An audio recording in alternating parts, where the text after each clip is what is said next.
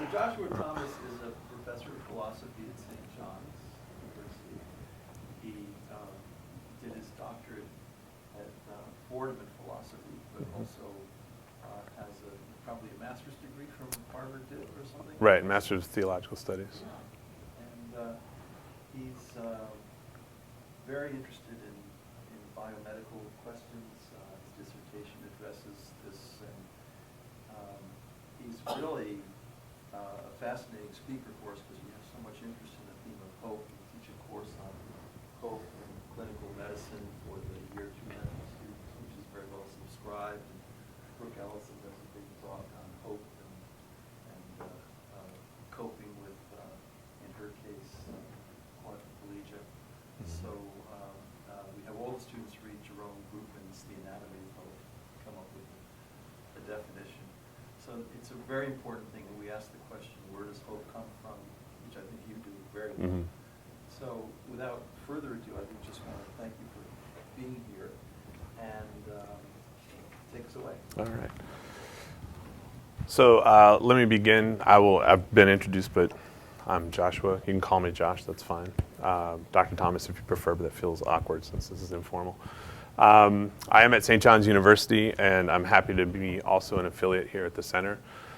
This is my first time out here being part of the colloquium, so this is fun for me. And I'm particularly excited about this. So I'm going to be talking about hope in the self, as you can see.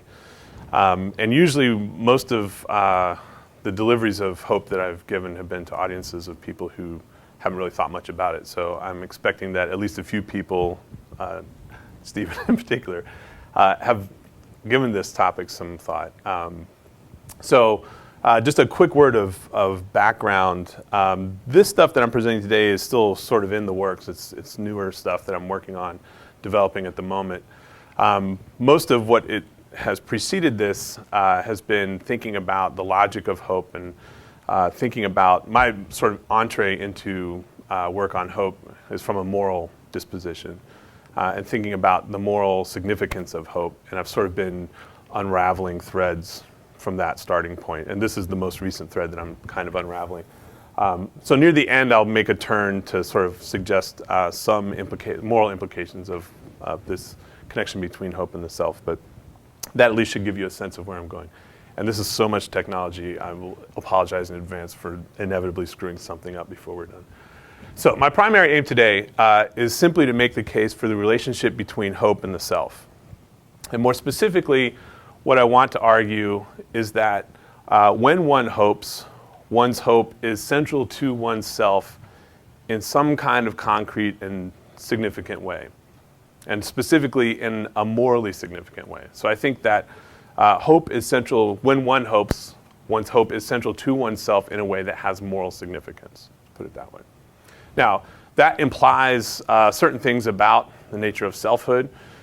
So sort of my secondary aim in roughly the second half of the presentation will be to sort of turn to think about how we can conceive of the self, or how we ought to conceive of the self, in ways that help us make sense of the moral significance of hope. So I'm a good card-carrying pragmatist, and in a minute I'm going to put my cards on the table, but just to give you a sense of where we're going to go, I'm going to proceed in 2 basic steps. First, with an analysis of hope, and I want to sort of focus mostly on those features of hope that I think are salient for its connection to selfhood. And then from there, in the second half, develop a bit of a brief sketch of selfhood that sort of ties in with that view.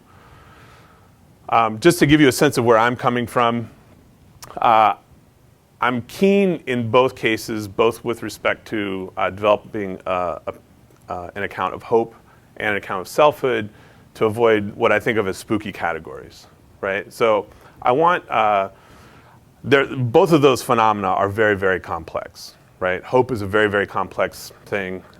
Selfhood is a very, very complex thing. And I think that big, heavy-duty metaphysical categories do more to confuse things and obfuscate our thinking than they do to answer questions. So what I want to really, really try to do here on both fronts, both with respect to the account of hope and with respect to the account of selfhood, is present as naturalistic an account as we possibly can, one that makes sense. So if you have differing opinions, say from a religious perspective about the nature of selfhood, the picture of selfhood that I'm presenting here ought to be one that somebody can say, yeah, I can see how that fits, even though I'm a Christian and this person's an atheist. We can both sort of agree that selfhood looks like this, right? I'm also keen to avoid essentialism, in large part because I tend to think that essentialism is pernicious usually, but again, because hope and because selfhood are such complex phenomena, any account that claims to have the market cornered, I think, is diluted, at least to that extent. So in what I'm offering, I obviously think that I'm onto something. I think what I'm going to offer is defensible, but by no means do I think that either my account of hope or my account of selfhood is the account, right? I think that given different purposes and different kinds of problems that we want to find answers to, different accounts of hope and different accounts of selfhood may be suitable for different kinds of problems that we're after, right? So I'm a fallibilist through and through, most especially with regard to my own work. So I'd be more than happy to get feedback for ways to improve what's going on here. But I'm also a pluralist. I'm open to the possibility that for other kinds of approaches to things, different frameworks for these two might be more suitable. So on to an analysis of hope. Let's start there. So in his essays on the active powers of man, the great Scottish philosopher Thomas Reid says, theory ought to stoop to fact and not fact to theory, which I think is a fantastic bit of advice. And in that vein, I want to lead off with the claim, a largely undefended claim, that practices of hope are ontologically primary and that our theoretical conceptions of hope are ontologically secondary. Now, I think we can make pretty easy sense of that when we recognize that theories of hope depend upon practices of hope, but our practices of hope do not depend upon our theories of hope. So in other words, the human phenomena of hope would still be up and running if tomorrow our theories and our vocabularies of hope were to evaporate. Humans would still experience hope in the absence of some theory or some vocabulary for talking about it. So that's what I'm trying to say here. Now, I don't mean to suggest by that claim that the direction of influence is unidirectional, right? So when you have an operational theory or vocabulary of hope, that does influence the practice of hope for sure, right? So let me try the pointer here. All right, anyway, we're close enough. So my point here is that we begin with practices of hope, right? And those give rise to theories and vocabularies and ways of thinking and talking about hope. And once we have those up and running, those ways of conceptualizing what's going on influence the practices as they get put to use. And then that modifies the practices, which then gives us a chance to refine our theories to sort of adapt to the ongoing practices, right? So there's this kind of feedback loop between theory and practice that exists, but I want to claim that none of that gets off the ground apart from practices of hope. So I think that that's fundamental. So if we focus on practices of hope, what is it that we see if we examine those closely? And I want you to consider these four following statements as a way of sort of backing into that analysis, right? So statement number one, I hope it doesn't rain tomorrow while I'm trick-or-treating with my son. And that is a true statement, by the way. Statement number two, I hope you had a good day. Statement number three, I hope you have a good day. And statement number four, I hope to successfully earn tenure. Also a true statement. Now, I want to claim that although all four of these statements are intelligible, statements 1 and 2, if taken at face value as expressions of hope, are nonsensical. Now, I suspect that plenty of people probably want to say that statement 1 is reasonable at face value as an expression of hope. But I think that it's probably easiest to see why statement 2 fails to make sense as an expression of practices of hope, right? And our clue to why statement 1 fails can sort of be gleaned from looking at statement 2, right? So statement 2 fails because we can't hope for something which is already done, right? In terms of practices of hope, I don't think that makes any sense. I don't think anybody ever actually hopes for something that's settled and finished, right? So the reason statement 2 fails sort of intuitively is because once a person's day is over with, there's nothing that you can do about it to influence the outcome. It's already settled, right? So no amount of your hoping or doing anything else changes that, right? And that's sort of our clue to why statement 1 doesn't work. So statement 1 is directed towards the future, right? Still open-ended what the weather will be tomorrow. But in the same way, what the weather will be tomorrow is independent of anything that I can do about it, hoping included. So on the one hand, statement 2 is intuitively false because it doesn't make sense to say that in terms of practices, again, foregrounding practices here, that you can hope for something that's already over. It's done, your hoping doesn't exert any influence, right? But that also sort of clues us into why statement 1 doesn't work. Because even though that lies ahead of us, it's still the case that we can't do anything about it by hoping or anything else, right? Now, I think that statements 3 and 4, I hope you have a good day, and I hope to successfully earn tenure, do make sense as at face value as statements of practices of hope. But I want to claim a little bit later on that those two are very, very different in the nature of hope that's at stake. So if we keep this sort of in the background here, what can we sort of glean about some properties of hope? So we've already suggested that hope is future directed, right? Its trajectory is sort of out in front of us. That's a pretty common and intuitive observation. What doesn't often get picked up and developed a lot is that hope never just comes out of anywhere. I mean, it doesn't just come out of nowhere, sorry.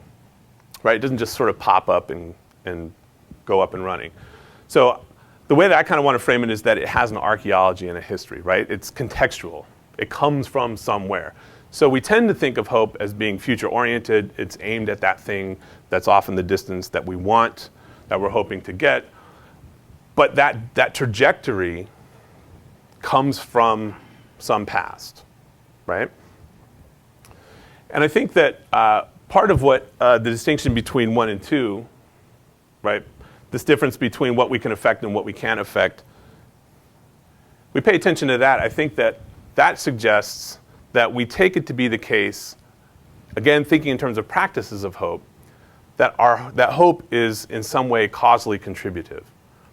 Which is to say that I think that we take it to be the case that when we hope, our hope will in some way make a difference in the outcome of the hoped for thing coming to pass. And I think we can sort of see how that's the case by thinking about things that we don't hope for, that are contrary to hope for. So we don't hope for what's already settled, like how somebody's day has been already, right? We don't hope for what's impossible or what cannot be changed. And I don't think that we hope for what can be changed but only independently of us, like the weather. Right? So that's sort of what we've been looking at with 1 and 2. But moreover, I think that we don't hope for the already possessed. And that phrase, to head off an objection here, right? I don't mean to imply with that phrase that objects of hope are possessions in the crude sense. Right? So clearly, an object of hope can be an experience or a relationship or states of affairs that aren't things, right? But I don't think that we hope for something that already is present. Now, we might want to sort of register a possible objection here and say, well, I might hope for the perpetuation of something that is already present. And I would agree with that, right? But in that case, the focus of hope is on the perpetuation of the thing rather than the thing that you have now, right? So I don't think that objection really gets into my position at all. So I don't think that we hope for the inevitable. I don't think that we hope for things that we just take for granted or things that we take to be ready to hand. Now, perhaps logically it might be possible to make the case that we could hope for those things. Even if that case can be made, I don't really care because I'm concerned with the ontological primacy of practices of hope. And I think that in terms of practice, it's highly unlikely that anybody ever hopes for something that is inevitable or taken for granted or that is ready to hand. right? If it's ready to hand, you don't hope for it, you just do it, right? Now, that I think, that last point, that we don't hope for the ready to hand, is important because I think it suggests that hope, to be in a position of hope, is to some extent to be in a position of dependence. So even in the case of statement 3, I hope you have a good day. My hoping that you have a good day, if it's authentic and under standard circumstances, ideally contributes to you having a better day. But it's pretty rare that my hoping that you have a better day on its own accomplishes you having a better day, right? So my hope to see fruition has to have the support and the cooperation of a bunch of other factors, a lot of which are out of my control, the majority of which are out of my control, right? And certainly if we think about much more larger projects, right, the hope that I earn tenure, there's a lot that's in my control, but there's a lot that's not in my control, right? So at a minimum, I think that even with really sort of basic expressions like I hope you have a good day, there's a sense in which at a minimum, there's a need for access to basic infrastructural features that help accommodate the hope. So next, I think that hope is rooted in desire, and I think that that's a fairly intuitive view. And we might want to sort of say, well, it could be possible to hope against one's desire. So say, for instance, I'm a smoker and I hope to quit smoking, but my desire for nicotine sort of trumps that hope. But I think in that case and in similar kinds of cases, we can avoid the apparent contradiction through a careful analysis of conflicts of desire. So I have a second-order desire to stop hoping, and that's what my hope is grounded in. But I have a first-order desire for nicotine that might overrule that second-order desire, right? Or we might cash it out in terms of just competing first-order desires. But in that case and similar kinds of cases, I think that we can probably sort out successfully any apparent case of hoping contrary to one's desire. And that's an empirical matter in any case, so any potential counterexample will have to be examined and sorted out. But I imagine that we can probably do that successfully through a careful analysis of conflicts and orders of desire. And so if hope is rooted in desire, I think that also points to the fact that hope is intentional. Practices of hope seem to me to be intentional. I think it can be the case that we, at some point, can realize that we have been hoping without realizing that we started hoping. But I think at a certain point when we are hoping, that's an intentional activity. And when we get into sort of a few details, when I make the distinction between trivial and profound hope, I hope that'll become clear. And so to the extent that it's connected to intentionality, I think it's also connected to will and willing in some sense.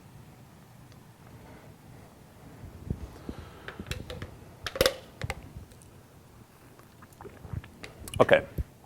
So assuming ordinary circumstances, statement 3, I hope you have a good day, and statement 4, I hope successfully to earn tenure, meet this previous list, right? So I think that they do express genuine kinds of hopes, but I think that they're very different sorts. So I want to say that statement 3 represents a trivial hope, and statement 4 represents a profound hope. And I think the difference between trivial hope and profound hope is a moral difference, and I think that what accounts for the moral difference is the way in which those hopes relate to the individual self of the hoper. So I want to try to make a case for that now. So in the interest of time, I'm going to focus strictly on profound hope because that's the one that connects in a moral sense with selfhood. But as we go along, you can kind of think of trivial hopes as sort of being contraries on the list as we go down. So in the first case, I think that profound hope has an object that is existentially significant or momentous for the hoper. And I don't want to make any kind of an essential claim about that. I've done something here. So what is significant or momentous to me may not be significant or momentous to somebody else. That's not the point. The point is that for me, as the hoper, my object is significant. As a result, profound hope has very strong motivational force and usually generates a determined commitment to bring about the object of hope. That results in an active and sustained pursuit involving a variety of creative, intelligent means and strategies. So I tend to think of hope as having a temporal career rather than being just a sort of passing psychological state. I think hope is a sustained pursuit. And insofar as that's the case, it needs to be adaptable and revisable in the face of obstacles. And this is one of the ways I think we can see a clearer distinction between profound hope and trivial hope. When obstacles show up in front of a trivial hope, you just let them go. Right? Trivial hope's not worth busting through an obstacle for. It's not the sort of thing that there's that much at stake for. I think that profound hopes also draw out and coordinate the virtues, and I think on the next slide it'll become a little bit clearer how that's the case. But just to sort of give you a sense of that, so we're in a state of dependence, so I think that humility gets drawn out. It's a sustained active pursuit, so patience and perseverance are required. I had an opportunity to talk with Reverend Mel Kawakami, who's a Methodist minister in Sandy Hook, Connecticut. And we were talking about some of his parishioners' responses to the shootings in Sandy Hook.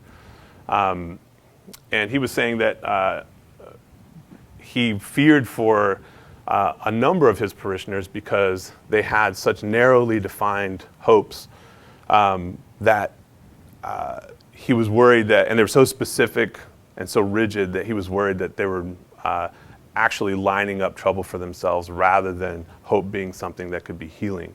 Right, and so I think prudence is key here. Right, you have to have a sense of what's realistic and be able to adapt. But because we do face obstacles in our hopes, courage is also important. Right, and so I think that when you add all of that up, that helps us understand why profound hopes are the kinds of things when everything else in life is going crazy and it seems like there's nothing stable.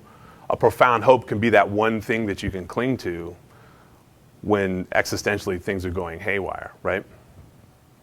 So a laundry list is one thing, right? But let's try to flesh this out a little bit, right? So practically speaking, I think that practices of profound hope actively involve the creative, intelligent coordination of a wide range of often challenging and complex personal, interpersonal, and institutional activities and commitments, including but not limited to the reorientation of one's values, ongoing sensitive deliberation, political agency, careful economic planning and execution, education, religious practice perhaps, development of communities of support and concern on multiple social levels, cultivation of various other social alliances, the prioritization of resources and necessities, and I think clear-headed problem solving all the way down the line.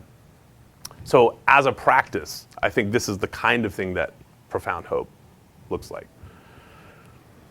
So if that's the case, then I think, and this is sort of like the punchline, right? I think that profound hope, when present, functions as an organizing principle of selfhood. So if I don't possess a profound hope, then it doesn't make sense to say that profound hope is an organizing principle of selfhood for me. But if I do possess a profound hope, then I'm reorienting activities, commitments, values, right? The substance of who I am as a self is oriented around that profound hope. So in some meaningful and concrete sense, I think that profound hope, when it exists, functions as an organizing principle of selfhood for the hoper. So trivial hopes are easily tossed away when things become rough and there's no consequences to the self, and oftentimes no consequences at all, right? But if I have a profound hope, the loss or the surrender or the destruction of that hope can be devastating, not just for the hope, but for me as the hoper, for my very self. And that's because I think that when we're talking about profound hopes, the hoper is identifiable in some very meaningful and often quite deep ways with the profound hope that she holds. Now, that implies some things about selfhood. So let's press on there. And at this point, I'm afraid I have not got an original theory of selfhood to offer you. But here's some things that I think a good theory of selfhood is going to need to exhibit in order to fit this view of hope, of profound hope, as being central to selfhood when it's present. So I think that implies that selfhood cannot be understood as being fixed or universal, right? So whether we want to cash that out in terms of Enlightenment reason or the Christian soul, for instance, or the more popular these days, secular shared common humanity, I think we have to get rid of those sorts of things, right? To my mind, those are spooky categories that don't help us explain things very well. That implies that the self is always in process. So I think that the self, so these kinds of categories that I don't like in part because they imply a static view of the self. Whereas I think that the self is dynamic, and certainly if we're going to make sense of profound hopes as being organizing principles of selfhood, where the self is dynamic, we're going to need a model of the self that is also dynamic. And to that extent, to be a self represents an ongoing achievement and an ongoing work. So George Herbert Mead is somebody who has a theory of selfhood that I'm quite taken with. And again, I don't want to suggest that this is the view of selfhood. I think that it's the best view of selfhood I've come across so far to help us make sense of how profound hope ties into selfhood, and to then sort of help us make an account of the moral significance of hope. So for Mead, his sort of thumbnail sketch of what selfhood is he calls it the internalization of the attitude of the generalized other, which is about as straightforward as it gets, right? So the idea here is that selfhood begins with what he calls the conversation of gestures, right? He gives the example of dogs confronting one another. One dog barks as a stimulus to draw out a response in the other dog. The other dog responds by barking and crouching. That draws out a response in the first dog, and back and forth, right? But each of those dogs is transparent to itself in the conversation. At the next level of development, what Mead refers to as play, if you think about practices of play, right? Think about the way that children play by themselves. You're playing school or you're playing doctor, right? If you're doing that by yourself, you can be the doctor and you can be however many patients you want. And doing that involves adopting the role of the doctor and then adopting the role of the patient. And you can do an indefinite number of different roles, but only ever one at a time in a serial fashion, right? So my son will be 8 in February, and a lot of his play is still like this, although it's almost never doctors and nurses and patients. It's always Power Rangers and Moogers and Nylox and whatever the bad guys are. But this is how it unfolds, right? So he's the Power Ranger and he swoops in, and then he's the Nylock taking the blow and so on. But the key thing here for Mead that's different from the conversation of gestures is that in play, what we do is we adopt the role of some other as a means for modifying our own behavior. Now, at the next level of development, what Mead refers to as the game, play, in a sense, gets internalized all at once, right? So all the other roles of the players that are involved get internalized simultaneously, and that generalized other, that generalized community, gets used as the means for my own conduct, for modifying my own conduct. So we're in World Series season right now, and as it turns out, Mead's example here is the baseball game. So to be a good shortstop, for example, does not mean that you know the technical rules of your position. To be a good shortstop is to have internalized all the other roles of the other players on the field and to govern your conduct as a shortstop in light of what the other roles are and what you expect them to be doing. So this internalized organized community is the generalized other that's being referred to in this quote. Right? So we internalize the community. Simultaneously, these others get generalized. We internalize that. And in the process, in using that as the way to modify our own conduct, we're able to take ourselves as an object in the way that others take us as an object. And so selfhood for Mead has this reflexive nature, and that's how he accounts for the reflexive nature of selfhood. And that's what's unique about selfhood, is that we are not just subjects, but that we are objects to ourselves. So the object self in Mead's depiction, he refers to as the me. And this is the accumulated organization of internalized attitudes of the generalized other. So this is the historical self, right? Or as a student of mine a couple years ago put it in class, the archival self, which I think is a great way of putting it. So this is the me is the phase of the self that largely makes up one's identity. The I is the subject phase of the self, and the I always acts out of and responds to the me. So the I is the phase of the self that does the generalizing, that does the internalizing. It acts in the present, but even though it acts in the present, we're always only ever aware of it in the most immediate past as the most recent layer of the me. So you think of the archive and how, when you're online, everything you do sort of like piles up in the archive, right? So the I is that part of the self that moves through time. And even though it acts in the present, the metaphysics of time are such that we're only ever aware of ourselves doing what we're doing right now as it's just happened, right? But we're always, when we're acting as selves, and me doesn't think that we are always acting as selves even once we have selfhood. But when we are acting as selves, when we take ourselves as an object from the social perspective, it's this archived self that we're responding to in the present. So the I is also novel and on on Mead's account, never fully calculable. And if you think about the way that this all hangs together, it seems to me fair to say that the self has a kind of narrative structure. And I think that's one interesting point of connection between profound hopes, which have an archaeology and a history. They're directed in the future, but to hope is to be acting in the present. There's a kind of narrative stretch there that I think reflects the narrative stretch of the self. So on Mead's view, ultimately, the emergence of selfhood turns out to be the achievement of the social individual, even though there are some necessary conditions that have to be in place first. So the self only emerges ever in a certain kind of social context. So if it were somehow to be the case that somebody, some human were to be born and survive and grow to adulthood entirely isolated, on Mead's view, that individual would never develop selfhood. There would never be a cause or a reason for it. The conditions wouldn't be there. So there has to be a certain kind of social context there. And that's really, really deeply against the grain of Enlightenment views of selfhood, which take the self to be this atomic pre-given thing, and you get a bunch of those together, and then you get society. Mead thinks that society is prior to individuality, to selfhood. So you can have individuals but not have them be selves. To have selves, you have to have society first. And then you also have to have a certain kind of biophysiological apparatus. So I haven't come across anything in Mead's work where he tips his hand with respect to whether or not other species may possess selfhood. But by the letter of his own theory, he at least has to be open to that possibility.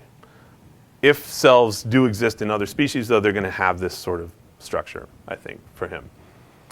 But that means that the ability to sort of, the internalization of the attitude of the generalized other requires a certain kind of cognitive and nervous system, right, apparatus to get it done. So one big upshot of this is in Richard Rorty's wonderfully evocative phrase, the self turns out to be a tissue of contingencies. So the self is, the substance of the self is just the accumulated experience, internalization of the experiences and situations that we go through. So there's nothing pre-given there. It's all sort of developmental, right? So to try to connect the dots here between the two pieces.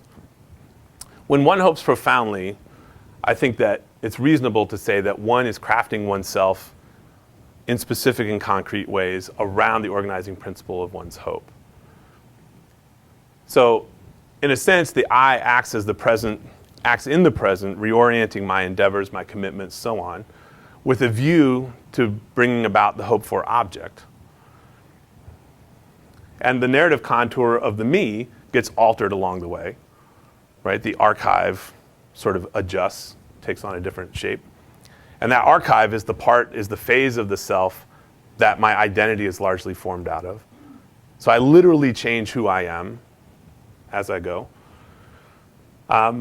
And my reorientation, right? I think in terms of concrete practices, right? My economic choices, where I spend my time in friendships or in other different kinds of endeavors, will literally change the set of experiences and contexts that form the generalized other.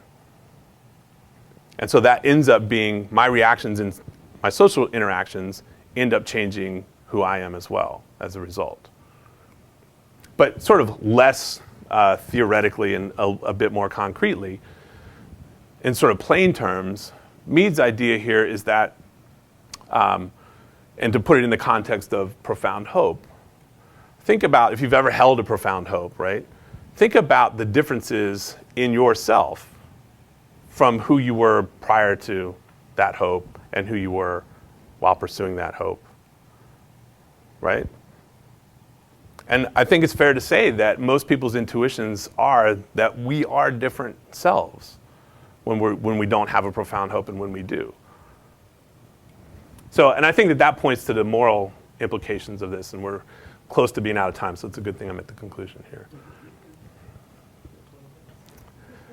Right, I want to leave time for Q&A too. So I think that this, the view that we can link hope and selfhood, I think is a window onto why hope is an important moral category. And here I'm talking about profound hope, right? I think the trivial hopes, there's not really a whole lot at stake morally there, right? But I think when we're talking about profound hope, to violate someone's profound hope is in some meaningful sense to violate the self of the hoper. Because to hold a profound hope is to be identifiable in some meaningful respect with your hope, with that profound hope.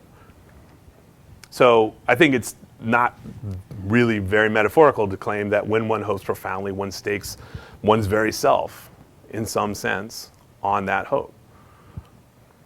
And I think that if we recognize that to the extent that we're willing to recognize that, that suggests that there are probably some moral obligations we're under when we're aware of others' profound hopes, and that we're probably under some moral obligations of our own when we're aware of our own profound hopes. And with that, we have about 20 minutes for Q&A.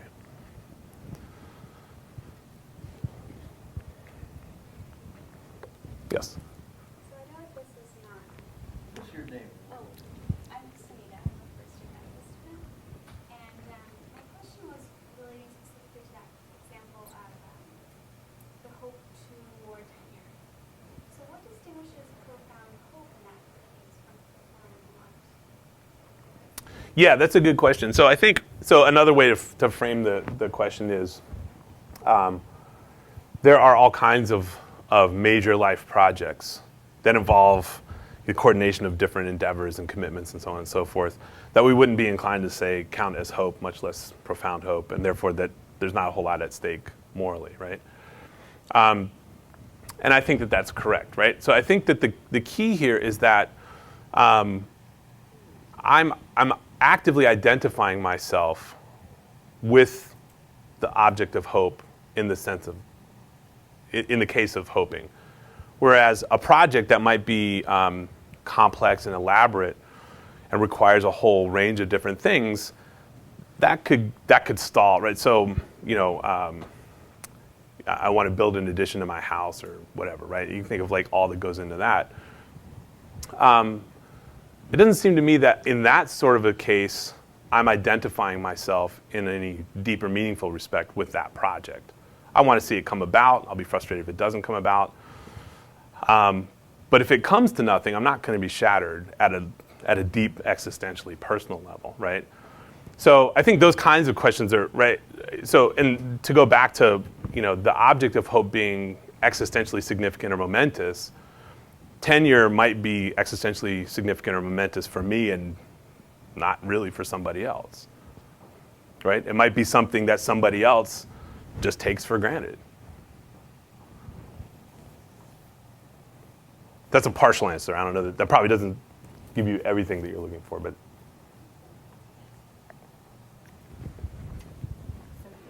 I was thinking about the trivial hope when you were talking about. I hope you had a good day. You said, well, it really doesn't, it's part of the past. But I think in terms of, okay, say you have a college student child, driving in the snow back to school in Syracuse, New York. And you can't control what's happening, but you really are hoping that they get there safely, there are no accidents. To me, that's not really a trivial, you don't have any control over it, but it's not a trivial hope. It's not a profound hope, it's kind of like somewhere else. It's like another type of hope. Yeah, so, yeah, that's an interesting case. So I'm inclined to say that might actually be closer to, I hope you have a good day. At least insofar as you give your child a call and say, hey, weather's going to be bad, Right. be careful, right? There's a kind of active participation in bringing about what it is that you hope for, right? So I think that's, I know what you're saying. yeah. So your question is more about the You're trivial saying versus kind of like profound. when you're having that conversation before they leave, you're kind of like preparing them. And you're hoping that what you're saying makes them more aware. So you control something on their trip. But say you don't say that. You're still hoping. You're hoping when you tell them or if you don't tell them. And you really, you really are hoping. Yeah, so I mean, I think that depends on how we define hoping, right? So I'm inclined in that sort of a situation. Like my own inclination is to sort of say, well, we talk. That's how we talk, right? And that claim is intelligible. But I think really what we're saying is, I want it to be the case that they get there safely. So in the case of weather tomorrow night, right? When I say I hope it doesn't rain tomorrow while we're out trick-or-treating, really what I'm saying is I don't want to get wet tomorrow when I'm out trick-or-treating, right? And to say that we use the expression of hope, but I don't think that that's quite, and we can make sense of it, but the sense that we can make of it is I want it not to be rainy tomorrow, right? And I think similarly, I hope you had a good day is intelligible as an expression of goodwill, but as taken at face value as an expression of practices of hope, I don't think we can make sense of it that way. Yes, let's go to Stephen and then. I had a question. I would like to know what your thoughts are on when one's profound hope is violated, and then therefore the self is violated. What do you think? Do you think that people can get back to the way that they were before their hope was violated, or do you think that they then have to become something different now? Yeah, that's a great question. So again, I want to sort of ground my response in prioritizing practices of hope. And this whole project for me got off the ground. I never thought about hope, never considered it at all until my wife and I were in the process of adopting, and we got hammered on more than 3 failed attempts, and we were told going in 7 out of 10 times it doesn't work out. So we were prepared for that, but the way it didn't work out was especially pernicious on 2 of the occasions, and the first occasion in particular was absolutely pernicious. And in trying to figure out, and I was devastated, my wife was devastated, and I was trying to figure out whether, in sorting through that, whether or not, because it felt like more than just really bad disappointment. It felt like there was something else there, right? And so this whole thing got started for me by trying to sort out what was going on, and it seemed to me that what we found out after the fact in the first case was that we had been lied to intentionally for the purpose of leveraging our hope against us as a fail-safe plan. Was the way the first thing turned out. And so in sort of thinking through this, it seemed to me, this is how I've arrived at sort of this way of coming at hope. But to answer your question specifically, from my own experience, I'm not the same person. And I don't want to say that means that that's the case for everybody, because that, to me, that's you're foregrounding theory over practice at that point, right? But I think you probably are a different person if you come through a failed hope, a profound hope that's shattered.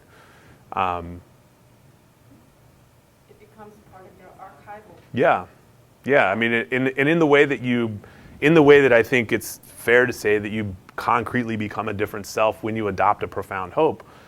When that profound hope gets shattered, I think it's fair to say that you're a different person. And being able to piece things back together to the pre-profound hope phase is, I'm not sure that that's how likely that is or possible. So on this point, segue, so Dr. Bronson here is a fertility specialist. And, I once ran a focus group in Cleveland, and we talked about patients in fertility clinics who invested so much hope, invested so much money, and went through fertility treatments time after time after time. And at some point, they might have been wiser earlier on to shift their hopes to adoption. But there was a lot going on in that process, and there was so much that they couldn't give up on. But how do you think about hope as a clinician in that particular field? I think we just illustrated the fact that adoption is not an easy road. Yeah. Neither choice is an easy road. And the important thing is to give people options to help guide them in these choices and maintain some degree of realistic hope. And I think you're absolutely right in the sense that if you invest your hopes a very deep hope and you invest in yourself, then the outcome can drastically change you. Yeah.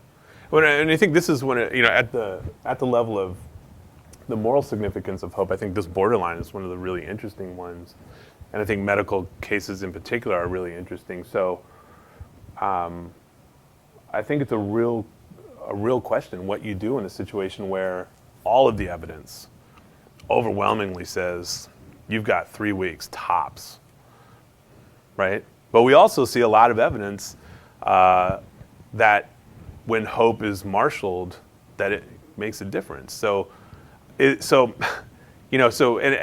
of what's been difficult for me in developing my thoughts on this is I have a really hard time with theories of hope that suggest that hope can just be a disposition without an object. I can't make sense of that, to be honest. But this summer I read a fantastic book by Jonathan Lear. I highly recommend it, called Radical Hope, and I forget what the subtitle is, but he's looking at the great Crow chief, Plenty-Coup, who at the time of westward expansion is sandwiched between the Lakota tribes who are terrorizing them and the whites who are pushing them out. And there's this tough choice of what do we do? Our way of life is literally coming to an end. Our entire framework for how to understand the universe is coming to an end. And so there's no object to hope for. It's just devastation is all that's apparent on the horizon.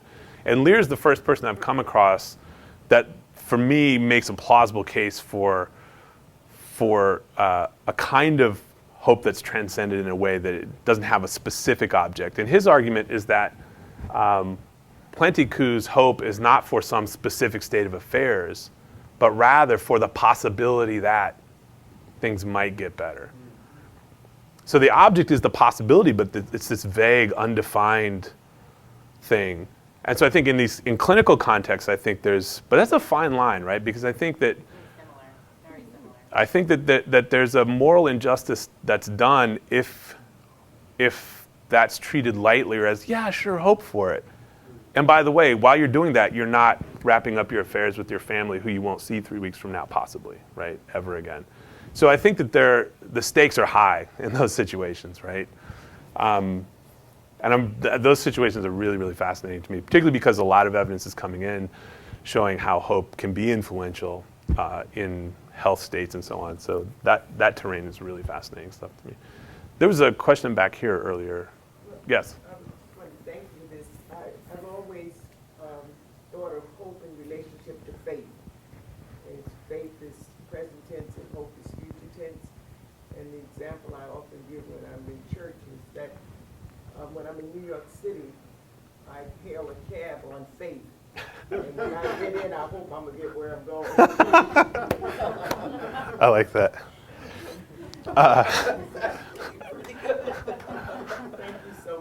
Thank you. Thank you. Yeah. I'm gonna steal that example, by the way. So. I mean, we have all, you know, all the second year students here read Jerome Movement, who's an oncologist in Boston. And he's really interesting because he's come around as an oncologist to say, yes, you tell people their prognosis best you can, not just their diagnosis and then fudge. But you actually give them the best you can in terms of numbers, knowing that these are generalizations. And so you're honest with them at that prognostic level, but you still leave a window open for hope. In Yeah. the sense that, as he says so eloquently at the end of his book, he says, I've never met a tumor that read the book. And so he's not creating false hopes, and he doesn't want false hope, and he doesn't operate that way clinically, but he believes that honesty and hope can come together. Yes. How do you feel about that? Yeah. No, I think that they have to come together. I think that a hope founded on dishonesty is probably not really a hope. I would want to say that so false hopes is another area that's tricky, and I think that that a false hope built on dishonesty, I don't know, maybe that might not be epistemologically a false hope, but I feel like it's probably morally a false hope. The other thing too in medicine is I often use the distinction between active hope and passive hope. So passive hope is, hey, I'm hoping that they come up with a magic bullet for Alzheimer's disease, which they haven't. That's passive. It doesn't take much Right. agency, you know. But active hope is, you know, I'm going to engage in music and memory with my loved one. I'm going to visit the nursing home every couple of days and help with assisted oral feeding. I'm going to be active in the process. Right. And I think that sometimes, you know, we let people just sort of live in these passive notions when they could be doing a lot more. Right. Right. Indeed. Interesting, I just wanted to share with you, my first job out of undergrad, which was almost 20 years ago, was at Sloan Kettering on their main campus at 68th in New York, and I barely lasted a year there. Because walking around in that hospital in a white coat, I felt like walking home. Because every corner I would turn, every elevator I would get on, every room I would pass, people would look to me as if I were the one that perhaps had their good news. And it was always it was an overwhelming kind of feeling, you know, and kind of burden to, especially since I was not there to do it. So I was just doing support care, but that was all, you know, almost a palpable hope there.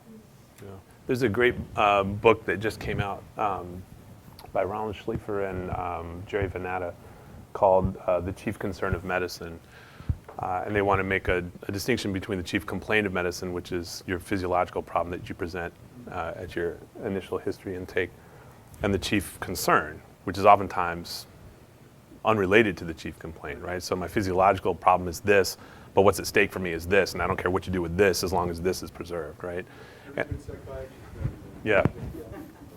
And I think in negotiating and navigating realistic hopes, as you put it, right, I think you can draw a patient's attention to their chief concern and sort of bring them back down to some more realistic aims, I think. Right. Well, Joshua, Right. we have to Yes. let you go to be honorable, but I will say, the first code of medical ethics in the U.S., going back to the 1850s, the first passage is the clinician should be administered Yep. to hope. And sometimes we lose sight of that because it's all autonomy-based and it's something else, but the principle of respect for hope and respecting the self that is molded and shaped by these hopes, I think is something that really deserves a lot of practical everyday attention in clinical life. So thank you. Yeah, thank you. Thanks for coming.